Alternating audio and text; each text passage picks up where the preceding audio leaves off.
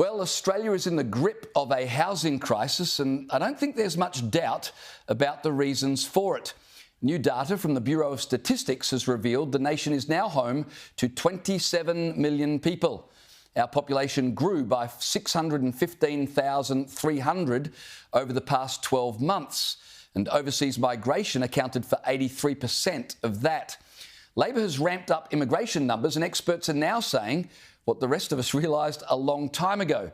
Governments haven't planned for the growth.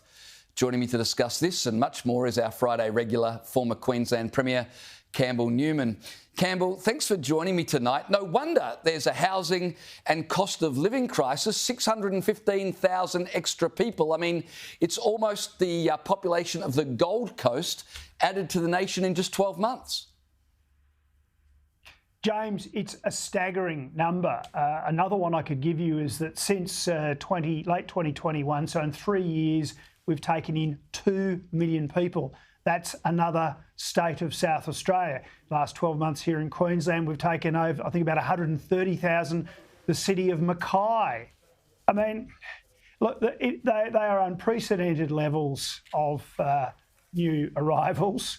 And it is, without doubt, putting pressure on the cost of living and on particularly rents and the cost of buying a house. And that's not then to cover, the facts that the pressure on schools, on the road system, on public transport, and of course on hospitals. One of the big things we could be doing, by the way, on housing is in one word, it's deregulation. There is so much red tape on actually building new homes. That's absolutely a killer. If the private sector was unshackled, perhaps we'd do a lot better job of at least dealing with that part of the problem. Yeah, when I invite family to come and stay at my place, I don't get them all there and then think, oh, I've actually got nowhere to put them. You'd think the government would think ahead. Most of us do. Senator Murray Watt says Labor recognises that migration numbers need to be sustainable. Have a listen.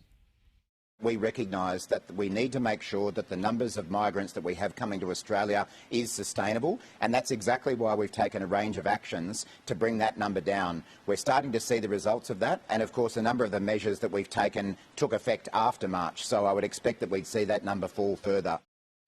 Campbell, isn't it a bit late to be talking about sustainability when you've already brought them here with no homes? Look, James, that is absolute bull dust from Murray Watt, who's just another Labor talker, and they will talk and they'll talk and they'll talk underwater with a snorkel, mate. He sat in the cabinet as these unprecedented numbers of people have come in. They have been totally asleep. They were elected over 2 years ago, and they should have been acting a long time ago. And again, on the housing issue, it's deregulation. We would be far, far better off if we let the private sector get on and deliver the new homes. In the United States, there's been studies done between, say, cities like New York and then Houston in Texas. And the difference is New York's got tight planning controls and housing regulations, codes, etc., whereas Houston, many decades ago, decided they were going to have very little in the way of that. Houston is affordable. They have low rents. It's a much easier city to get a home. And there's the difference. Whereas in Australia, we have for a long time gone down the road of places like New York and Los Angeles. That's why we've got a problem. Our building code, James, keeps getting more and more stuff added on. Fire regulations, smoke detectors, universal access, the size of doors. It just goes on and on and on. Any builder will tell you they're constantly confronted with new requirements that just add cost. There's the charges from local government and there's the delays in getting things approved. This is self-inflicted. It's self-inflicted because government are shoveling people through the door. It's self-inflicted because we don't allow the private sector to actually deliver those new homes. Yeah, absolutely. It's infuriating.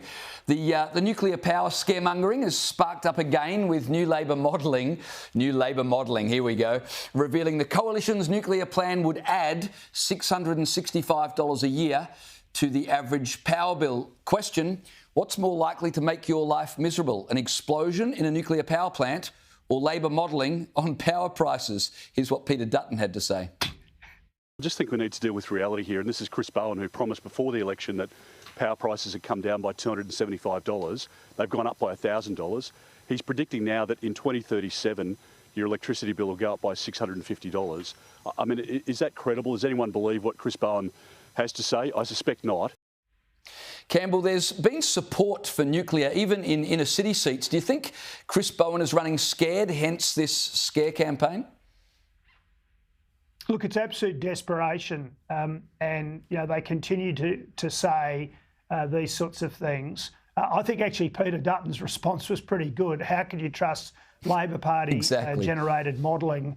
We should have been a lot better off by now. But in terms of nuclear and the things that he's saying, it does smack of desperation. Australians are getting the message that the renewables rollout is actually costing them in the hip pocket.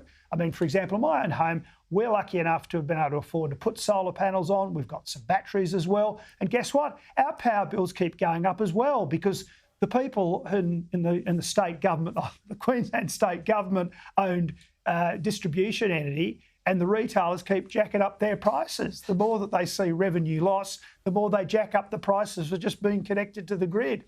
The final thing is the timeframes for nuclear. I was speaking to a gentleman today who basically, let's call him a former trade envoy for one of the Australian states, who lives in Japan and travels, of course, all the time to Korea. He says the Koreans could deliver nuclear in 5 to 6 years in terms of their construction period here in Australia. They're ready to do it. We have people overseas, close partners of Australia, who are ready to actually help us deliver our nuclear power industry and cheap baseload, reliable power in Australia. Yeah. Just quickly, before I let you go, I want to ask you about the 2032 Olympic Games, because they're starting to look like they could be an absolute international embarrassment the way things are going. Now, Stephen Miles ruled out redeveloping the Gabba in favour of spending $1.6 billion upgrading QE2 Stadium, which wasn't any good when it hosted the Commonwealth Games 42 years ago. It's 3 kilometres from the nearest train station. It only seats 40,000 people. But if the opposition leader, David Crisafulli, gets into office, he says he'll scrap that proposal and he'll start from scratch with a brand new study to work out what to do. What do you make of this? And is this just going to end up a massive embarrassment for the country? Well, I hope that Crisafulli is elected, scraps QSAC, and then very quickly comes to a decision about the new stadium, because we will need a new stadium. For my money, it's the proposal by the private sector at Hamilton North Shore. It's a brownfield site, export land, and it's ready there to go. It's close to the Gateway Arterial. You can bring the public transport in, you can bring ferries from the river, you can have cruise ships tied up along the old wharves there and having floating hotels. It's close to the airport.